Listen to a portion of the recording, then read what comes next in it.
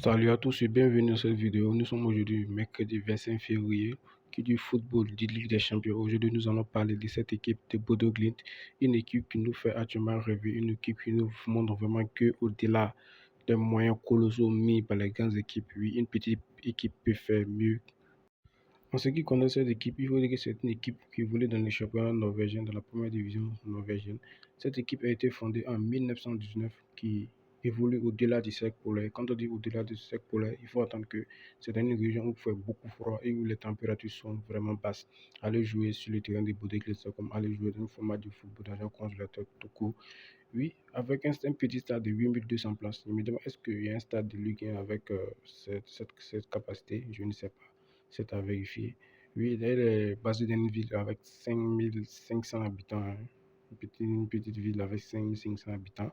Oui, oui, c'est tout ce qu'on peut dire parce qu'elle n'a pas d'histoire en général, une grande histoire de cette équipe de bowling. Mais elle nous fait rêver actuellement avec un magnifique football, des joueurs qui sont beaucoup dans le collectif. Oui. Après avoir battu City, l'Atlético, elle vient de se qualifier pour le huitième de finale avec une victoire face à l'Inter.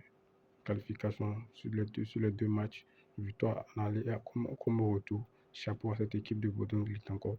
Mais on se demande tous où est-ce qu'elle va s'arrêter cette équipe. On ne sait pas encore, oui. Cette équipe, au-delà de cette équipe, on a vu tout ce qu'elle nous montre. On se demande où est-ce qu'elle va s'arrêter cette équipe. Mais on ne sait pas encore, on ne sait pas. Je ne sais pas ce qu'elle nous réserve cette équipe, mais on continue de la suivre, une belle campagne dans cette campagne européenne.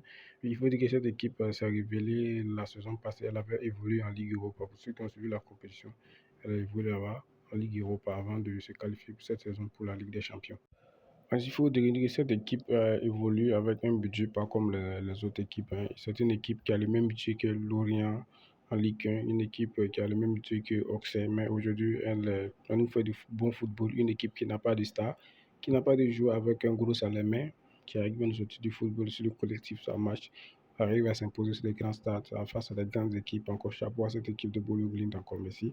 Il faut le dire, c'est une performance à saluer et à souligner. Elle nous fait rêver à l'Ajax de 2019. Elle nous fait penser aussi au Monaco de Kylian Mbappé. Oui, il faut le dire, c'est une très très belle équipe de Bordeaux Glimt, hein, cette équipe norvégienne. Et une petite information pour le 11 qui a débuté hier contre l'Inter de Milan.